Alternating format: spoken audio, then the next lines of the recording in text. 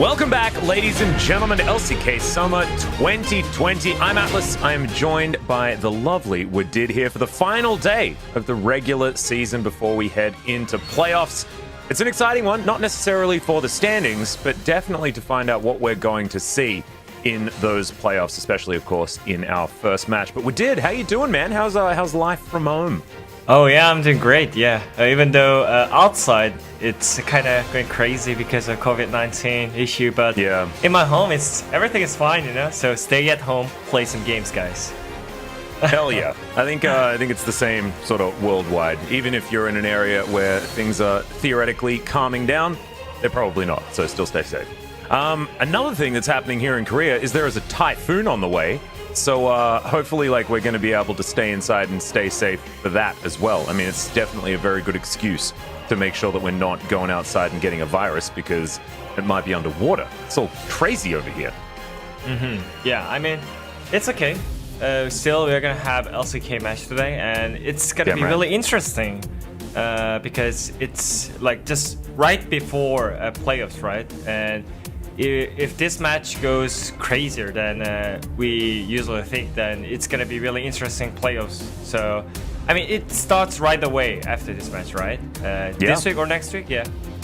It's going to be Wednesday next week. We're going to start with the wild card. As you can see, guys, playoffs are locked for first, second, third, fourth, and fifth. Our first one will be T1 versus Africa, which will be on that Wednesday like we were talking about, followed up by Friday being either T1 or Africa up against Gen G. Certainly some exciting matches, and I'm looking forward to seeing exactly who's going to be in form for the playoffs. Oh, yeah. Because, of course, we know, T1, they often just come online for the playoffs. Gen G have had an issue with not necessarily doing that if we're going to revert back to spring. So a lot to learn with it. Oh, yeah. I think T1, even though they lost against DYN Gaming, it's just DYN Gaming, right? And this match is actually doable for them, even though they won against a lot weaker teams. People might thought that, oh man, T1 has a pretty easy schedule, but I think their performance was actually clean than before, you know? And I'm wondering if Closer is gonna play, even though it's against DRX, just right before the playoffs. Yeah, I'm sort of feeling like this match is teetering towards T1 is looking stronger because, I mean, DRX didn't look good up against Solo on Prince. So I don't know what that means necessarily moving into this match. I think it's a really difficult one to call when it comes to form because, I mean, we've been watching what DYN's been doing to teams here in the LCK. DYN, I feel like if you lose to them, that's all right. You know, everyone loses to them. Man. It's very different. Whereas DRX dropping a game and having a tough series against Solo on Prince, that's almost inexcusable for a playoff team. And also, their drafts sometimes, it's they're trying something, but it's just so weird, you know? If you're a strong team, just have a clean performance, you know? And so many times DRX showed up a lot of try out drafts, and this time around it's not a time to try something in a draft when you're playing as T1. Yeah, I mean their last draft with the Quinn, Lilia, I think there was Silas and then a Caitlyn Lux or something like that on the bottom side of the map. That was tankless up against a very standard draft. It's not what we want to see here, but I'm glad that we're getting to see the T1 roster that we've become very used to. This is the team that went on the 10-game winning streak, 5 matches of 2-0s before they were stopped up pretty short up against DYN. But let's see how they bounce back up against DRX right here. Closer retaining his spot in the mid lane might be interesting to a lot of you out there. Haven't seen Faker for quite some time since that 2-1 up against Hanwha Life. But no surprises here when it comes to DRX. They have been the same all season long. And let's see whether they can shore themselves up moving into playoffs. I just want to see some solid drafts, some intelligent picks, and some good play. Because they've been relying on their mechanics this whole season and not necessarily intelligent drafting and, the correct outlook on how to start the game. That's true. And here is key player. Closer, he already kind of did some tests against Showmaker, but yeah, we don't talk about DYN Gaming, right? And Closer, he's the one of the reason why T1's performance got improved. That is just truth, you know.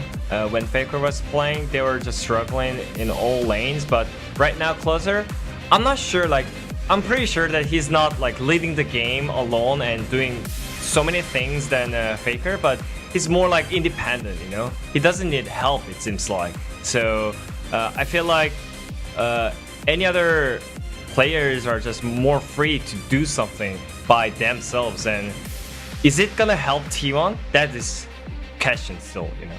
Yeah, that's a big question, because I agree with you. I think that Closer has made a positive impact on T1, but I don't know whether it's because he's a better player than Faker or anything like that. I think that him being on the team feels like it changes how the team dynamic works. And look, I still can't really figure it out, but I'm looking forward to seeing what they're going to be able to do when Faker finally does come back and we get to find out what he's been up to. He's been playing a lot more, you know, hearing from behind the scenes saying that, you know, Faker is sort of charging up so that they can get through the playoffs, and has been feeling a lot better, things like that. I'm looking forward to seeing what's going to happen when he finally does hit the Rift. It might be in game number 2, who knows? And we'll see whether DRX are going to be able to bring out the unkillable Demon King himself, because maybe with a loss in the first game they will sub. But they didn't when they lost against Damwon. It was just the same roster that fell down 0-2, so it might be that T1 are just planning on sticking with Closer for the rest of the regular season. Yeah, and here we go, Azir ban. So many times when DRX plays serious in draft, they always just blind pick Azir. So I think this is one of the great card to just have a ban on blue side. And I'm wondering if they're gonna do some tryout drafts, you know, like Genji Damon yesterday, because Genji they never played Senna in Summer Split, but they tried and it worked out, you know. And also Damon Gaming, they tried a lot of new team comps. So I think T1, I mean, I really feel like T1 is just gonna play to win, you know. Oh yeah, and I think they're gonna play pretty standard. Yeah. When it comes to the draft as well. But let's see what's going to change. We are, of course, on 10.16, so there have been some updates. We'll see what DRX are going to have T1 here today, as well as already the Caitlyn and Lucian to be banned away. Of course, DRX love Lucian. They play it in 3 lanes. And just not wanting to see any of the T1 members try and take that one away, so they're just going to ban it themselves. Final ban coming in here. Volibear is available. There's a few other champions that are still up. Lilia might be worth a look in, but it's going to be Zoe that hits the bench.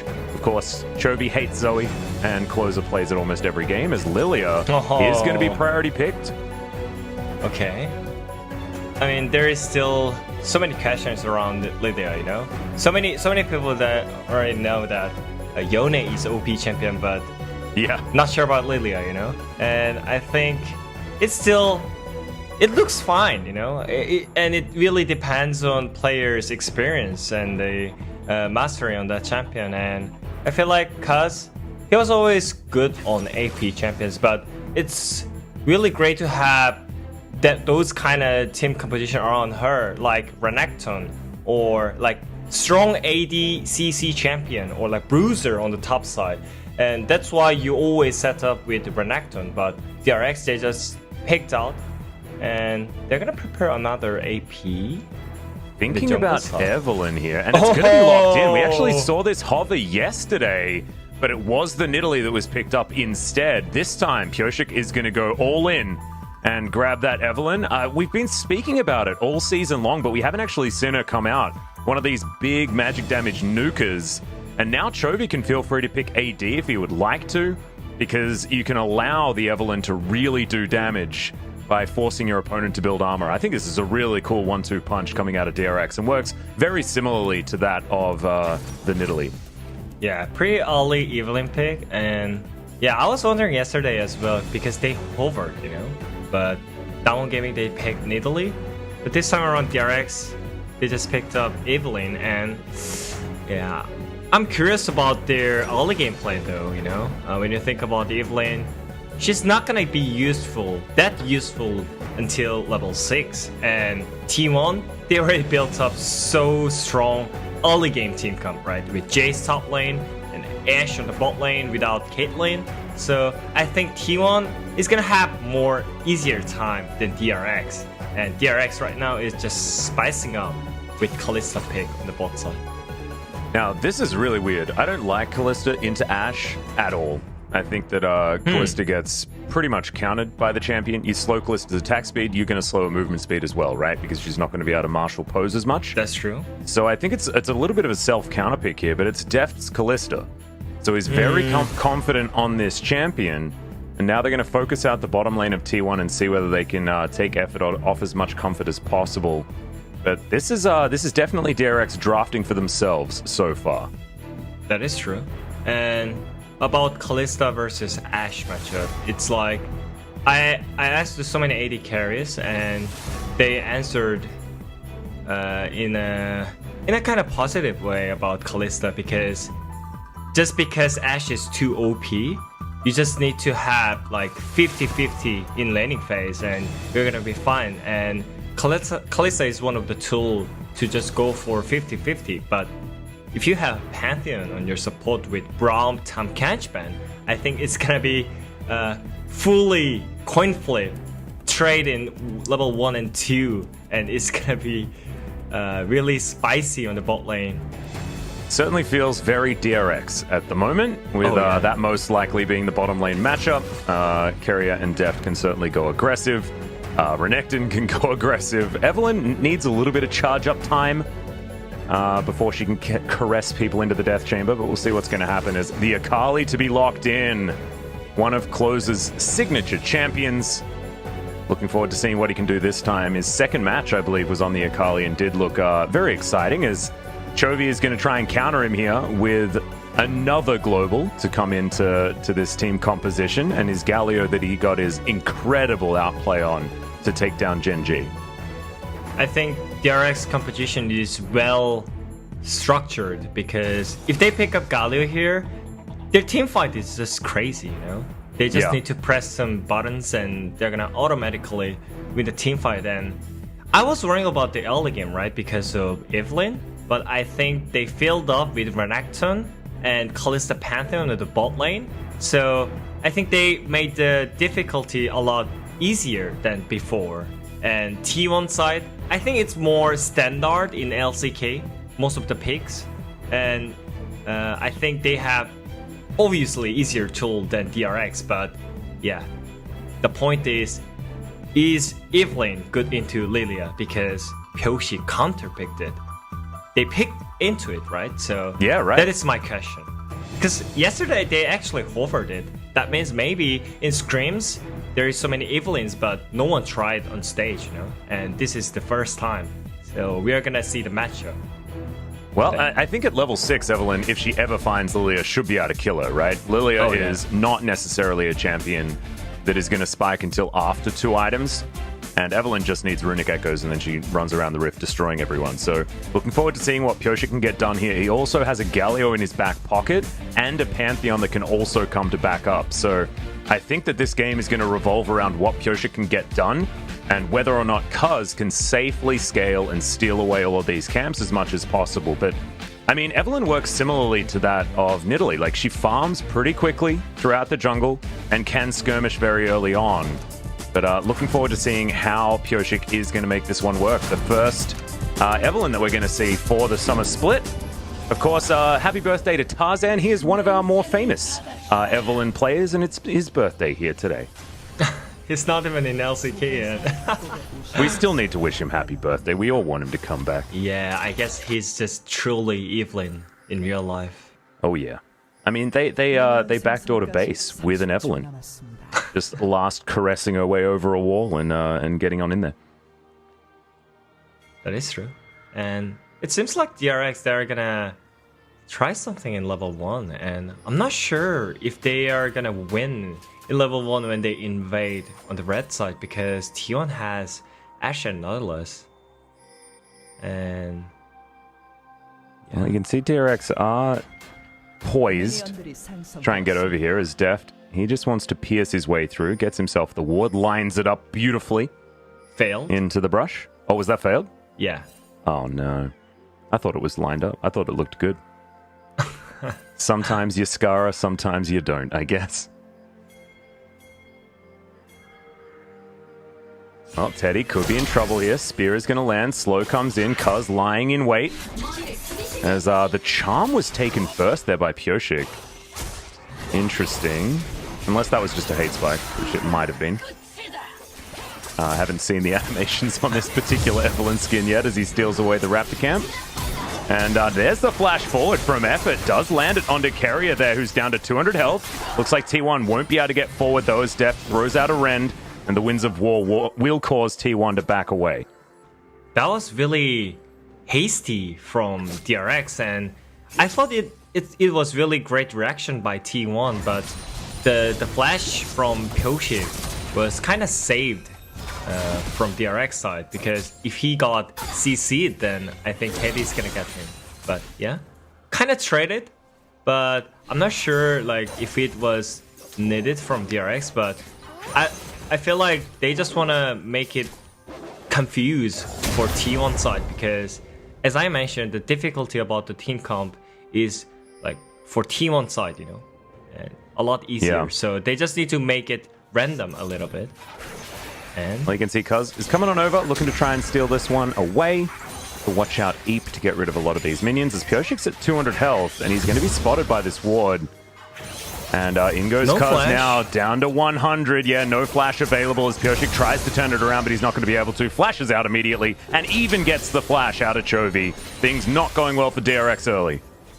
okay, I mean, they had the zombie ward, but Cuz already spotted that, and he had the sneaky moves, and already have a great jungling than Evelyn at level 2. Because of the invade situation, right? Evelyn lost her flash, and that made out this outcome. So that was my question, you know. Was it actually good situation for DRX? The answer is no. Absolutely not. As Evelyn forced to head towards the Gromp. Shuriken back there from closer to get a lot of work done onto Chovy there. You can see already both of these mid laners have been through both of their potions. As they do finally dissipate. Looking forward to seeing whether Chovy can continue to lane very effectively, as we do have some words from him. Chovy has good insight into the opponent's weakness, and his laning phase is very strong. He's always been performing well. It's going to be a good experience as he lands another backflip there as Deft down towards the bottom side. The Ignite has been put down, a lot of sticks, as Teddy not going to die just yet in the last tick of Ignite. Not enough, but he still has to go home. Summoner's Trade and DRX got better one, because it's just Kalista Pantheon, you know? If you have lane control first, and those two spearmen's just gonna poke you down under the turret, and it's just power up the Kalista Pantheon, and I think it was just fine for T1 side, because their kill potential is just way too high than any other duo lanes on the bot lane, right? And they didn't die yet, so everything is going great, and it seems like Closer is having great laning phase on the mid lane, is way more impactful. Well. And also he's ahead in farm, and that is something that no one really does against Chovy. He's just really good at clearing minions. As Deft.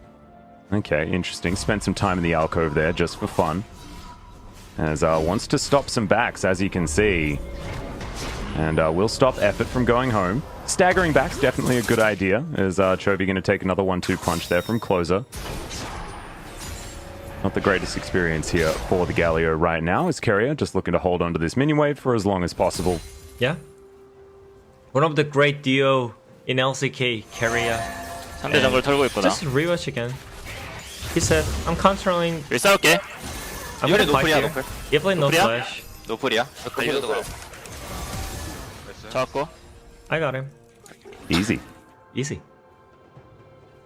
And that is going to mean T1 has about a 600 gold lead here at this stage. Checking in on the top side, of course, generally not the greatest experience for Renekton in this matchup. And I think Doran would have been relying on Pyoshik to get up there and actually try and affect this, but much harder now that he's died so early into the game. And Canna's Jace, also a difficult one to deal with, as you can see. 80% win rate, not bad at all. Decent. And Evelyn is all about level 6, right? And yeah, nothing's gonna happen, but after level 6, actually DRX has so many tools to help out the side lanes with Galio ulti, Evelyn's passive, and it's all about just have no situations happening around the map before Evelyn's level 6, and their bot lane, they're using their advantage, you know? Advantage from the ban picks. They're just snowballing from 2v2s, and I think that's one of the reasons why DRX is just looking so strong. Even though they have really bad early game competition, they always put some early game part on the bot side, and that helps so many times when DRX is preparing for mid game. And it feels like Pyoshik is kind of getting out jungled by Kuz this time around though. Maybe because of the invade situation, but after that, I think just Kuz is having so much better jungling in the jungle side, and the vision control. Already have so many visions around the both side river and also enemy jungle on the top side, so it's really easy to play against Evelyn right now. That means your Jace can push 24/7, and also your Ashe and Nautilus can play similar. Well, Carrier might get tagged. Nope, bowling ball going to go wide as Chovy is in the area. Does a fair bit of damage there with the Q. Okay, Pyoshik didn't clear the control ward on the Raptor side yet. Oh no. That's critical, by the way. That is actually critical because for Evelyn, it's really important to hide her position, right? It's just champion itself. If you cannot hide yourself, you are useless. And those kind of small mistakes are just stacking, especially when you're playing against strong teams like T1 and playoffs teams.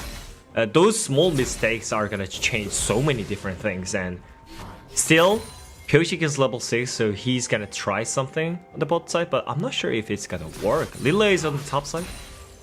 Maybe.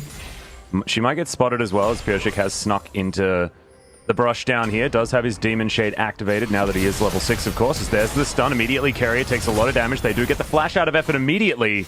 The DRX, they invest 4 people down here towards the bottom side and just get 1 F button. Yeah, great escape from effort, and Galio ultimate is way more impactful for the early game, and his first ulti is kind of wasted, and also Evelyn's position got spotted.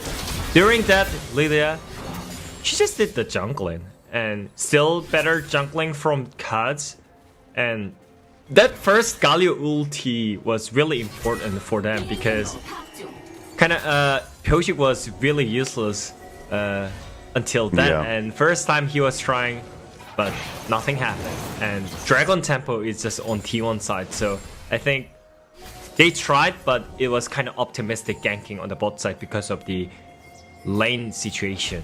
And T1 is just automatically winning the game because of their mistakes. And T1 is just known as that team, even though it seems like they're not doing anything, but slowly you're getting everything on the map side. Well, you can see Pyoshik gonna allure up Shelly here, as spotting the fact that Kuz was taking the dragon, he immediately gets to work. As you can see, Kuz making a beeline over there. We'll see whether he can get there in time. Vision available here for DRX, but it looks like Pyoshik will be able to grab this with a smite pretty effectively. That bowling ball was actually pretty close. But this is the power of Evelyn. She just does a fair bit of damage. So he's going to be able to lock that one down without having to call the rest of his team over or anything like that. And this could help as far as getting some advantages in these lanes and getting some plate gold over for DRX. Yeah, they traded Drake and Heather, and it really depends on the usage of this Heather, because every single lane is kind of just having a hard time because you do not have jungler right now, and this is just having fun with Mana Moon and also Ashe and Nautilus. Just look at the vision control. Kuz is already having such a great moves towards bot side, and during that closer, I mean, he's not the mid laner who needs so many helps, you know? So it makes a lot easier. And oh dear. Okay, not going to go for any dives here towards the bottom side. Just clearing out vision like you were talking about. Definitely effective, as Pyoshik unseen at the moment. Having to get my mind back into the Evelyn state, as she does certainly warp how a gank is going to look as she's going to walk underneath this turret here. The Allure goes down. CC not going to connect as Canna's going to flash himself out of the way. Teleport through from Closer, and now Doran could be in a whole host of trouble. The flash is down, and so is the Croc. It's 2-0 now for T1. Wait, what was that? Doran tried to flash on, but Pyoshik, he didn't react with his flash, and that was really unsynchronized play from their duos on the top lane because they know that they're trading sides and they have headered, right? So obviously they could try a little bit aggressiver, but Pyoshik, he was kind of really passive, and even though his top laner was flashing towards enemy top laner, the CC chain was not coming out from them, and also the reaction from Closer was just on perfect timing, and T1 is just automatically getting every single thing on the map, and DRX. Yeah, looking a bit too easy here for these guys. As Cuz up towards the top side, Pyoshik at the bottom. There's the flash forward effort. No flash, remember, as the arrow will connect onto the Evelynn, but she will survive. The Nautilus not so lucky as that's the first kill for DRX, but Cuz looking to try and trade back here towards the top side. Decent stun comes down as he clears out the minions, and Shock Blast is not going to connect. And so Cuz probably just going to try and steal away as many of the jungle camps as he can. I think that was really smart move from Pyoshik though. DRX forced out Jace's flash, so because of that, Cuz kind of forced to go to top side to defend his top laner, right? And Pyoshik, he didn't care about it. He just ran to bot side and forced it. I mean, it looked really forced, but you used header kind of effectively, and yeah, his pantheon is kind of available right now, and looking for the top gank. Yeah, in goes Carrier as well. Pyoshik not going to find that hate spike, but Canna is well and truly dead, and 2 kills now for the Eve. This is huge. They're going to rely on her to do a lot of the work in this game, and thankfully, after that first blood, she is able to get herself back on track with a couple of kills. That Runic Echo is like we were talking about. Just once you get that level 6, once you get that ultimate, certainly able to do a whole lot more work, and now he's ahead by a lot of gold actually in comparison to Cuz. Yeah, picking up some kills for free, and the bot gank was really impactful as well because your pantheon is kind of active from that, and those active plays are really needed from Evelynn. I mean, this play was really silly, I would say, because they didn't CC chain with flash and couldn't pick up the kill. And because of that, T1 was really ahead. But Pyoshik, smart move again on the bot side. You forced Nautilus flash last time.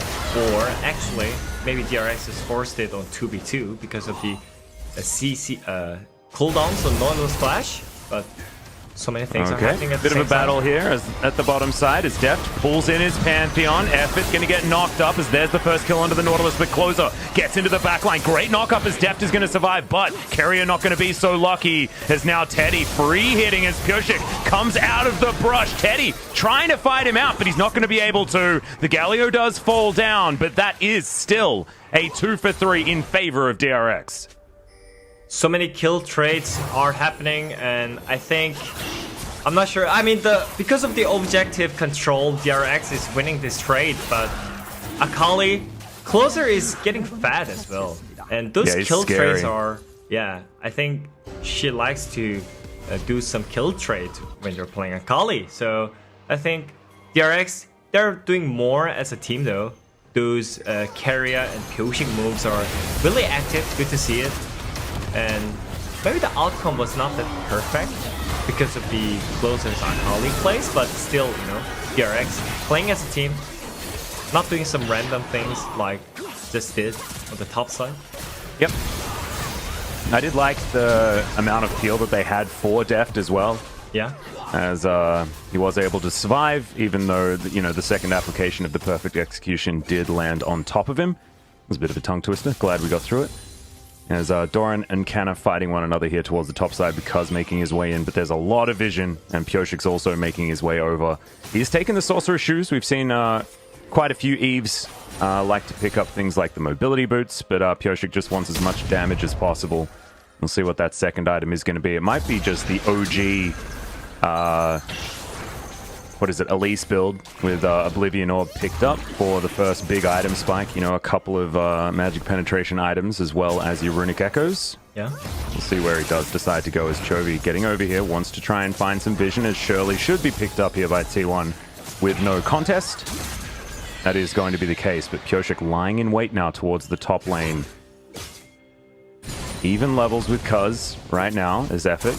He's thinking about trying to take down Chovy, but he gets rid of the minion wave, and he's going to be out of there. As Teddy relegated to farming some Krugs, as his turret is definitely going down. Yeah, because of the jungle pressure, I think Kana is not able to play his game on the top side. But when you have Jace against Renekton, you are just free to have some free laning phase. But after level 6, I think Pyosik maybe mistakes about one top play, but after that, he's picking up so many good plays with it. And those are just reason why you pick up Evelynn in solo queue, because you put so much pressure on them. But, oh, absolutely. Yeah, I mean, it's just so hard to pick up some kills on pro scene, but it happened already because of the DRX's game plan.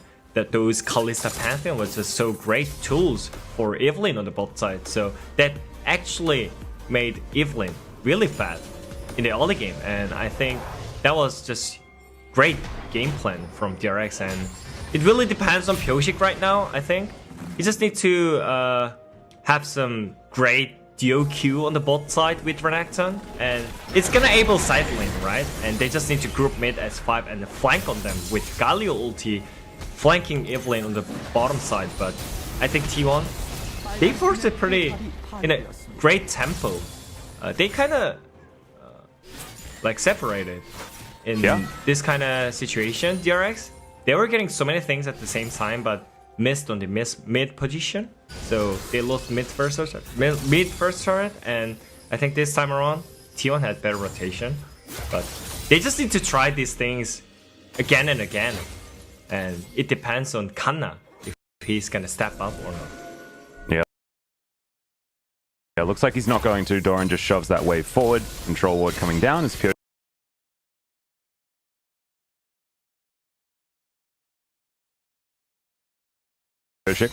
gonna spot that one, not gonna give his position away as there are a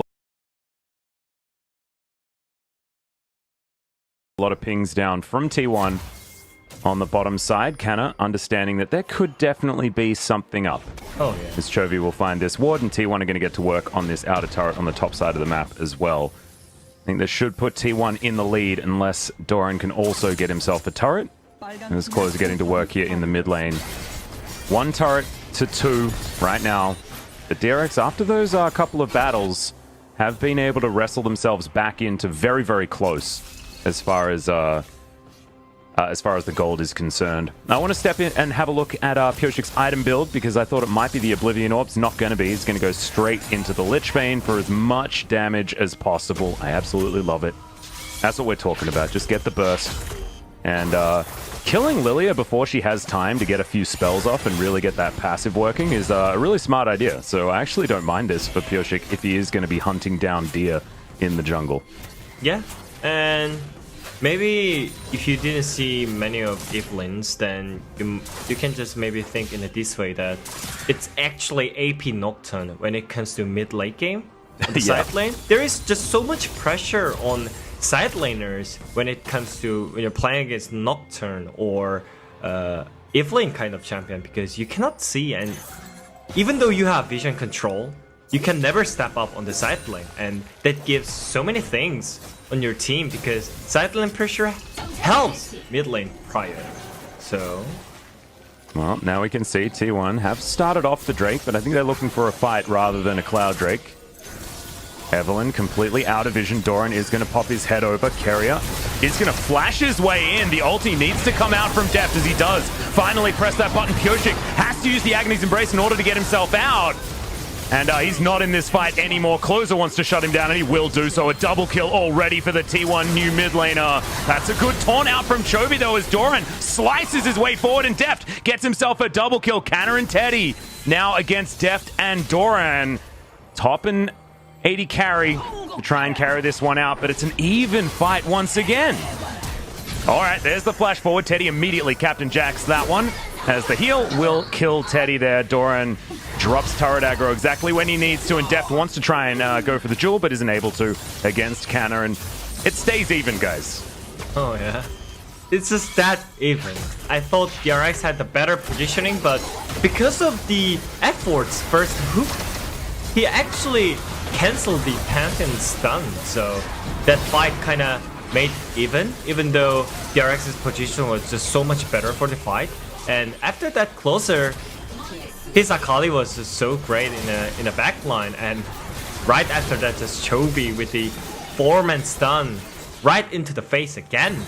And just so many fights are going around, and those two teams are just having so high quality of team fights, so I'm just glad to watch this.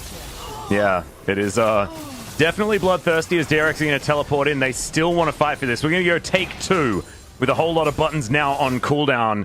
Grand Skyfall is there if DRX are looking for an R button, and we've got Lilting Lullaby, we've got an arrow there as well, as Closer has his ulti back available also. So T1 definitely more fight ready here than DRX, who are going to be able to take down the Drake, but a fight once again going to start. Doran immediately going to be taken down as Pioshik gets out of the fight, but Deft may not be as lucky this time around. Carrier has the shield, but he doesn't have his life. And DRX do get out a couple of members, but they're going to lose 3 in the trade, and T1 walk away victorious.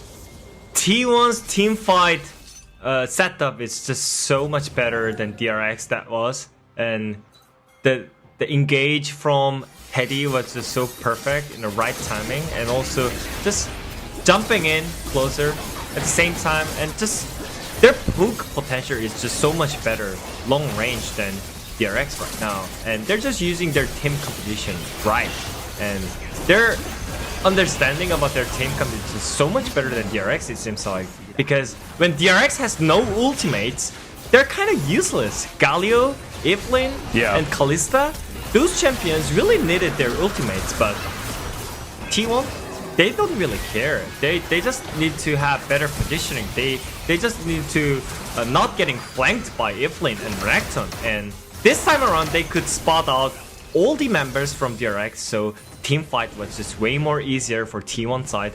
And this is really impressive performance by Closer, actually.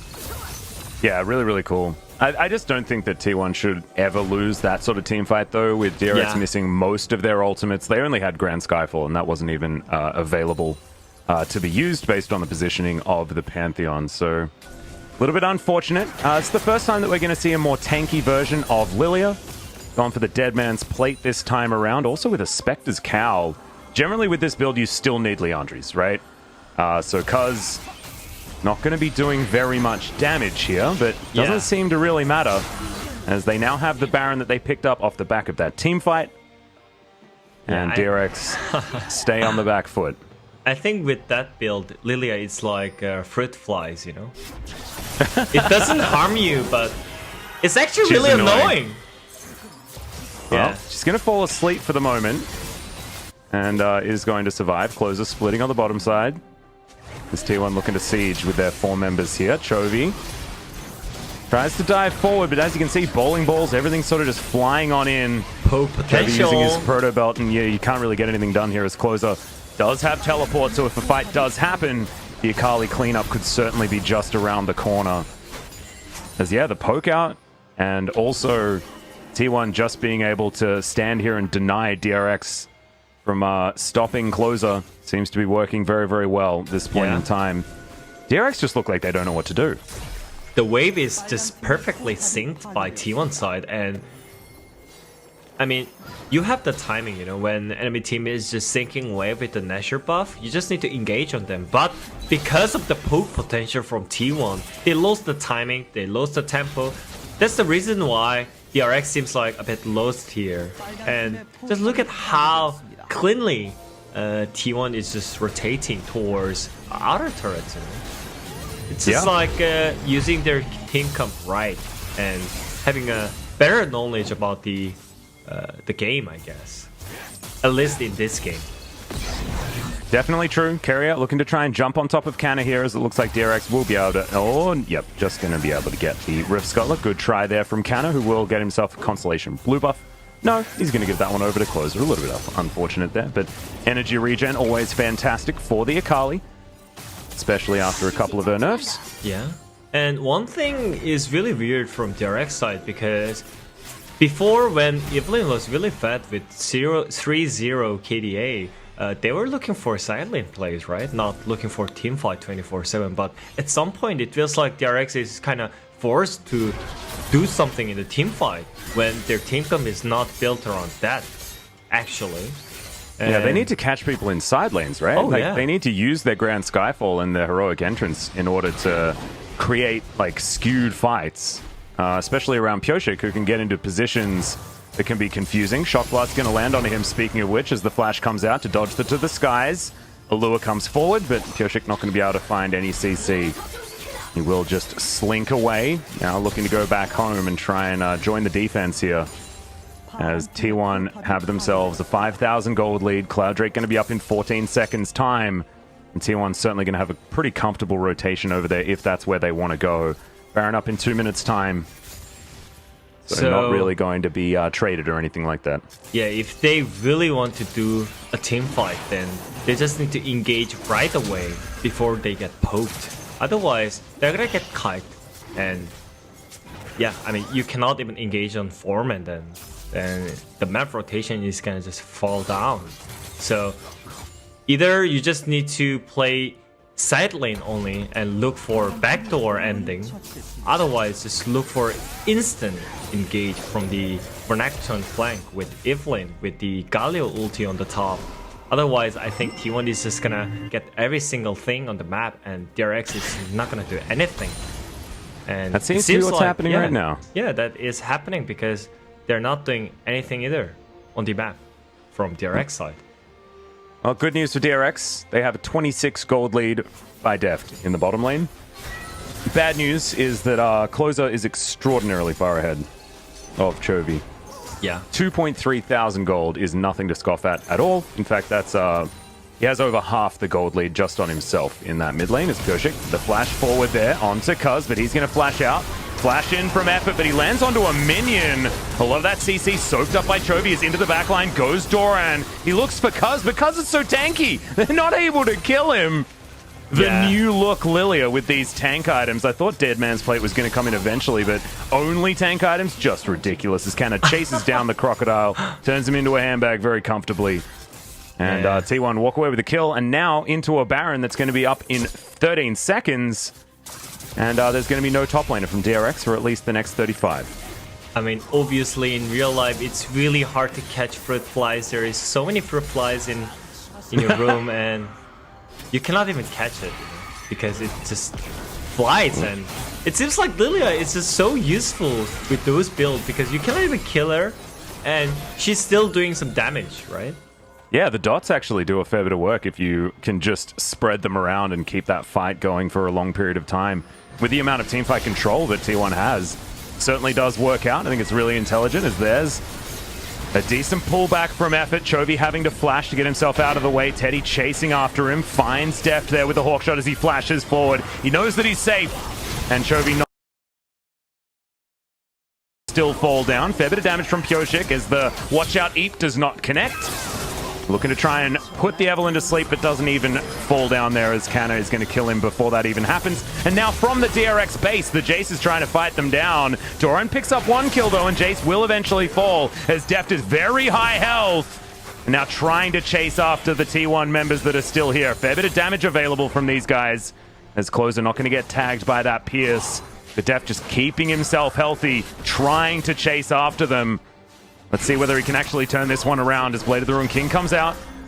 And Deft not going to fall, but neither are any of the members of T1. As Grand Skyfall to get Carrier in here. Yeah. Nothing comes of it. I think this is a great chance for DRX. Maybe they need to force Nashor at this point because this is kind of inting moment from T1. They could just really just go for Nashor after winning the team fight, but they kind of inted under the inhibitor turret and they enjoyed the moment. They got a little bit excited, didn't they? As Closer was thinking about backflipping forward, but Not going to dive into 3 people. That's smart. Chovy's on the bottom side, teleport at the ready. You can see Pyosik moving up towards the top. As we're going to have a look at this one more time. Definitely it looked like T1 were feeling themselves a little bit more than maybe they should. Yeah. Maybe it was not great engaged by effort, but because of cuts, just look at how annoying is that champion.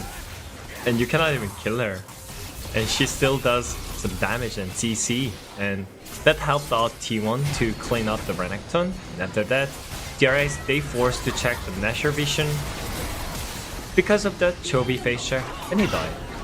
And I thought T1 is just gonna win in the 5 minutes, but they need to limit test before the playoffs. Yeah, it's a bit of DRX syndrome. They certainly love the limit testing as well, and you know, when you're facing them, sometimes it can rub off. As you can see, Kana was able to clean up Pyosik, but he's inside the enemy base. As we've got another fight breaking out immediately. Huge knockups will land here onto DRX. The heroic entrance does zone a lot of the members. The closer still finds the backline. That's a good knockup onto the Akali, but he lands the back foot, takes down the Pantheon, and T1 have turned it all back around Deft. Not going to be able to get them all here as they do go down relatively low, but he's slowed, and Teddy will finish this one up. Double kill for the Ashe. That's the ace, and that will be the game here for T1. Yeah, and Closer, he's definitely ace for T1. And so many analysts and people were just thinking that, yeah, I mean, Closer is good player, but it's still like, we're not sure if he's good or not because you didn't play against Showmaker and Chovy. And this time around, I think he proves himself that he is a top of the LCK mid laner against Chovy, against DRX, and that's the game 1 for T1. Yep, Nexus will go down. Congratulations to T1, able to pick up that first victory in the series. First time that we saw Evelyn, she fell down for first blood, but was able to get some stuff done. Was Pyosik, but otherwise it was ultimately not quite enough. The teamfight composition out of T1 was just too strong. And DRX, I just don't know, man. I feel like the weakest second place team we've ever had when it comes to playoffs here for the LCK. They really have had a fall from grace since the spring season and since the first round of summer. They were looking so good, but now it's just, I don't know whether it's the draft, whether it's the communication, whether it's tilt, I don't know, but they just haven't looked like the dominant DRX that we were expecting in 2020. I mean, understanding about their team comp was a lot missing from DRX. I mean, their early game was just so good, you know, even though you had some bad moment on the top side, you used the strong early game picks like Kalista Pantheon on the bot lane, so you forced so many flashes, and that enabled the Evelyn's early game power. And after that, the mid game, late game, the rotation-wise, T1 was just a lot smarter than DRX side. So they got mid turret with the just sneaky header on the mid lane, and then Kanna, I think he should get some spotlight as well because he was playing against Evelyn 24/7, and this level 2 play was also impactful as well. And so many small detail things were just so much better from T1 side, and that made huge difference, I think, when it came to the late game. And yeah. And also Closer being able to follow up very nicely on a lot of these ganks. I mean, Kanna eventually falls down there, but there were just so many team fights with it. It was crazy.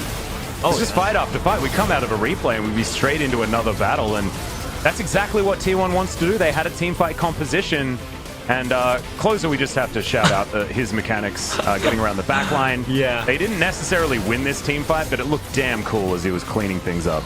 But I'm purely picking up the POG for a Closer because of his mechanics. I mean, in these team fights, I think Closer, he showed up by far the best Akali performance as a mid laner, in my opinion. It was certainly really for clean. this season. Yeah, absolutely. I mean, that was just so clean Akali. Just always just dump on the backline, even though they have like Pantheon, Galio. He just ignores, and he didn't even die so many times. You know, with so many good usage of Zhonya's helped him, and so many good mechanical plays in team fights helped T1 side. And I think the first skirmishes on the both side, because Closer picked up 2 kills and 1 assist without death, that kind of helped T1 to have a better mid-game team fight, and I think he should get some POG points before the Summer Split ends right here. And he was playing as Chovy, by the way, and he was ahead in farm and better player. He dominated him, actually. Dominated, demolished. It's not exactly the greatest of matchups for the Galio. However, I mean, Closer's just showing that he is on another level when it comes to champions, like the Akali, like the Aurelia as well. As we're going to see, Jace did a fair bit of damage, but I mean, that's him smacking on a handbag on the top side of the map. That's not necessarily a representation of what happened in a lot of these team fights, and he's Jace, so he gets a lot of poke damage down. And also, I don't know, man. Yeah, there is no excuses on Chovy because he picked this matchup and he failed. So that should be on him. And it was a pick for sort of team fight, right? And it was for team composition, being able to get those picks around the map. But it just didn't work. It just wasn't the right champion to go for at that particular point in time for the laning phase or anything like that. And maybe he underestimated Closer just a little bit. But ladies and gentlemen, we are going to go to a short break, and we do have something special prepared for you. We've got our first LCK global movie that we're going to get to show you. So stick around and check it out.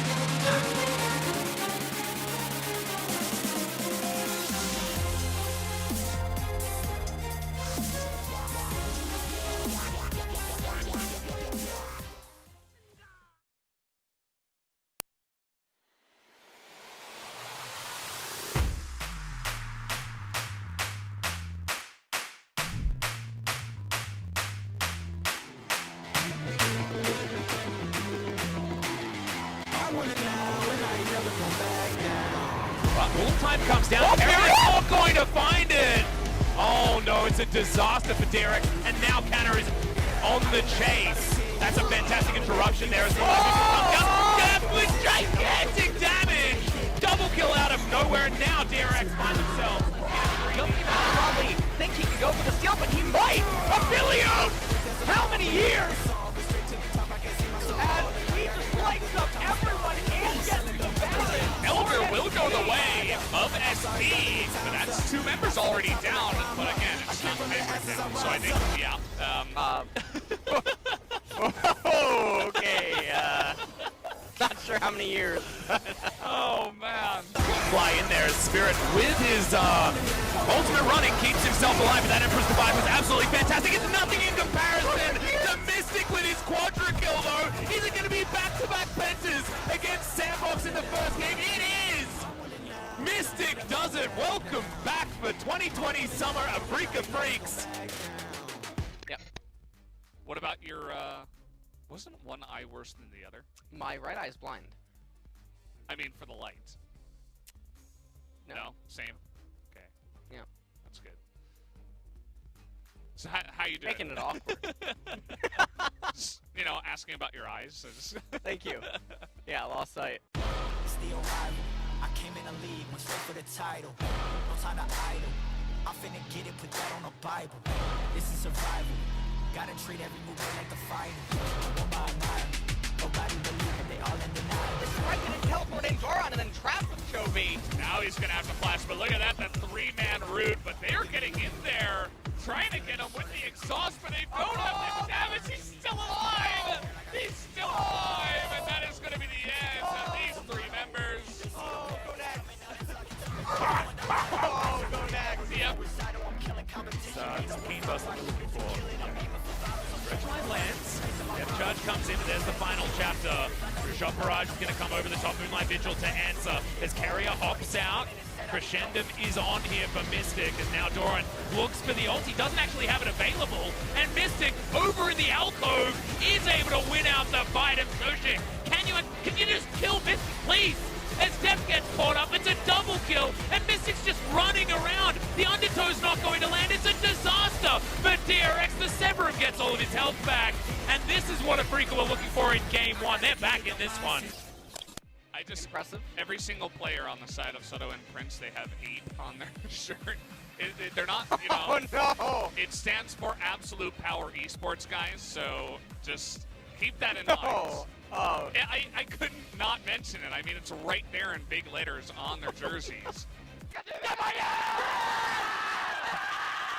I'm not entirely sure what the plan was. Oh, Velios is, yeah, Okay. Sure.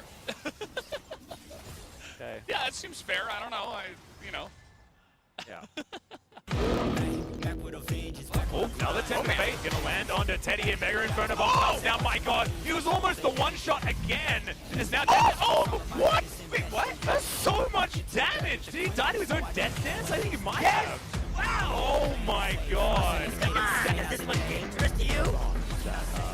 That artillery strike for as long as possible. Oh, that was blind. He just put the ward down. as Aphelios, he might have 200 years, but Kassadin is definitely BC, along with Zoe. He's been around since the Stone Ages, I think. 1.5 minutes until that Ocean Dragon's coming. He's Oh, hunting. yeah. Dub. Just press R. Yeah. And He got slowed. and Pillar, auto, and the Blast Cone is there. Oh. What is he doing, man? He's staying around. He's like, maybe I can bait him. Maybe On Fleek can help me out. Showmaker's going in again. And he's just gonna flash that one. I'm just watching the bottom fight. Top fight is going to be easy wins. The Showmaker says, does he even say anything? No, Let it go, let it go, let it go. Gimme. Gimme. Just remember, they're the ones that outscale, except for Camille. So, Camille is wow. That's, she's stunned her. She's a nice. That's a nice champ. Before 200 years, there was this. I gotta get it on my set.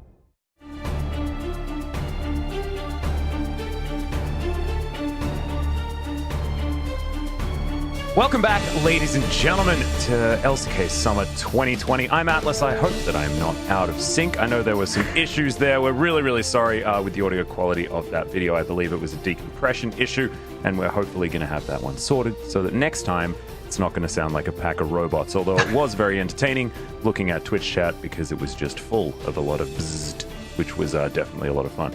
Not so much fun because I thought that the video was really, really cool and unfortunately didn't necessarily work out the way that we wanted to. But, you know, sometimes things go wrong and we're just going to have to try and fix it and get it sorted out for the next time. And speaking of fixing things, DRX also going to have to fix the way that they play League of Legends because it didn't work against T1 in game number 1. What a segue, am I right? What does DRX need to focus on? I think, yeah, I mean, they are trying new team comp, right? But I think that it's not working out for them. And I think they just need to play a little bit serious because it feels like they keep trying things. And that happened. Closer player of the game with Akali. Yep, looking pretty good on the Akali pick as well. As he will be able to pick up a pretty comfortable player of the game. We'll have to have a look at the votes. By the way, this top play was such a disappointing plays from DRX. Like, why your Renekton is flashing in when Evelyn is not like hoping for flash as well? Like, just sync the plays and everything is gonna be fine. But it seems like DRX, they're not focused. Maybe because of the online plays, but there is no excuses, you know. The playoff is gonna be online as well, so they just need to keep up some focus. And I think the main reason why T1 had such a great team fight was because of their positioning. Always Ash was on the back line, and with the Nautilus helps him, and Akali jumping into the back line with tank Lilia. That was actually impressive as well, by the way. Yeah. It was super sick. A few votes did go over to Canna. He got 3 of them, but it was 6 out of 9 in favor of Closer there. In the mid lane is Akali, looking fantastic once again. So very good to see from the brand new mid laner for T1. And they're going to get back on track with this victory here, and we'll see whether they can do so again in game number 2. DRX hopefully will shore up some of their drafting problems. That's what we're looking out for as Faker is coming in. They win the game, but still, Closer is going to be subbed out. Faker coming in. It's getting pretty spicy here as we move into T1's final game of the regular season, as well as DRX's. And now DRX with a little bit more that they're going to have to focus on, as we'll see how recharged the unkillable Demon King actually is as he hops into the mid lane now. Can you actually feel it? My heart is beating. Whoa. Oh man. Faker no longer is is he back. hiding on bench. Faker is back, man. I mean, that is everything. Like, Faker is back, and I was just waiting for his performance, and he should get so much motivation from that, by the way. Game 1, his substitute got POG. Yeah, and we've seen this before, actually, from T1. I mean, Mata, I think it was a little while ago, but he picked up a player of the game and then immediately got subbed out. I feel like it happens on T1 more than it does other teams, where you know it's just arbitrary. They're just going to be subbing no matter what. I mean, this is such a great motivation for Faker. I think, like he definitely watched the match, right? And Closer was doing so many great things against Chovy, and that's the reason why T1 got so clean game at game 1. And Faker finally back from the bench, and so much pressure. I mean, there is maybe no pressure for such a experienced player, but I would definitely think this is such a huge pressure on him right now.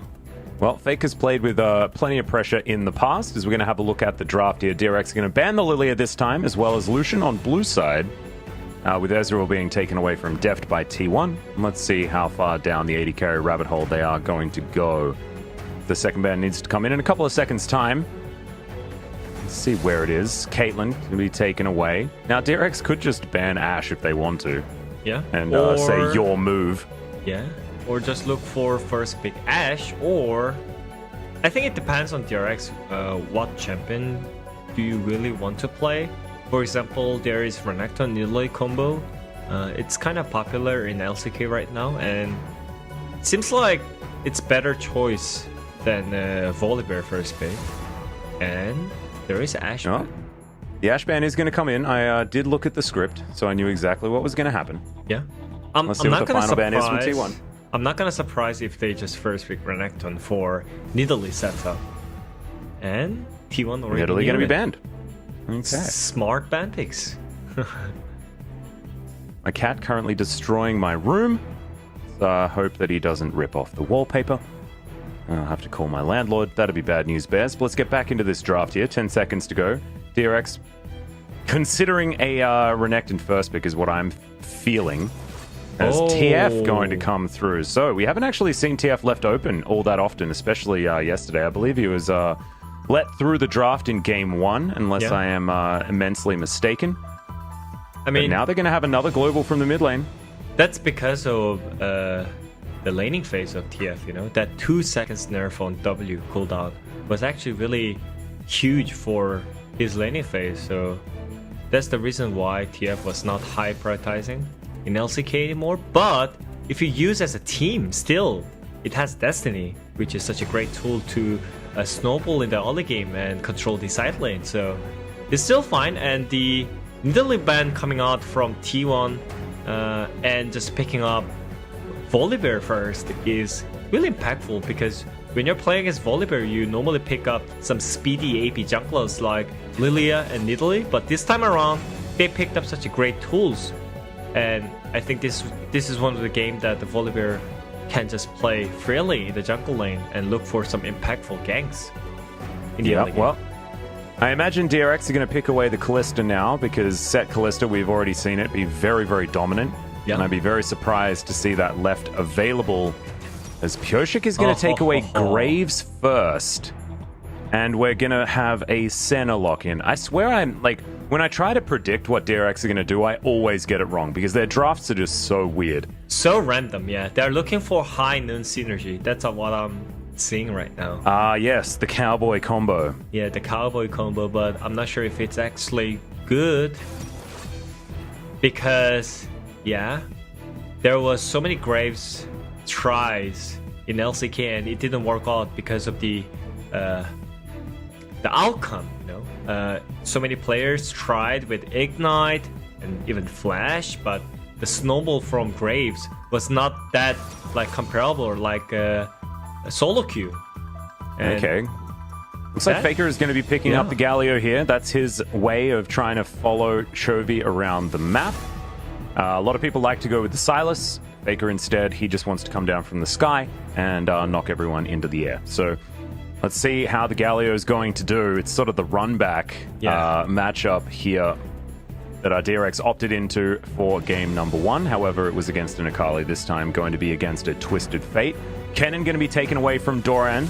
And I actually, I've thought about it for a second, and we've seen Senna set be extraordinarily powerful as well. So picking away the Kalista not as important, because if T1 had the Senna opportunity, then they could have gone with that as well. And this is one of Deft's better champions as well. So let's see what T1 are going to ban here as the Renekton was taken away. I'm expecting some AP champions out from DRX. I mean, I think they're highly focused on early game snowball, and I really think that Galio pick is gonna be a coin flip. Either you just have a great counter on their champions, or you are gonna get kited 24/7, and you're not gonna be have a happy times in the game. But I guess it depends on their team comp, and it seems like they're looking for some aggressive picks on the bot lane. Oh, come back up to 200 years. Yeah, might just be, as Camille going to be locked away. So we're going to save our 80 carry pick for the last, as Camille definitely very strong, but now Doran has the opportunity to try and counter it. Doesn't have Renekton to go towards or anything like that, and we'll see what he does decide to go with. As Jace could be picked up. Still another availability here for DRX. And there's 5 seconds to go. They're going to have to make up their mind, and it is going to be Akali locked in, so that's going to be taken into the Camille. And there is the Leona. So we're going to have the more 80 carry style of Senna, as we've sort of seen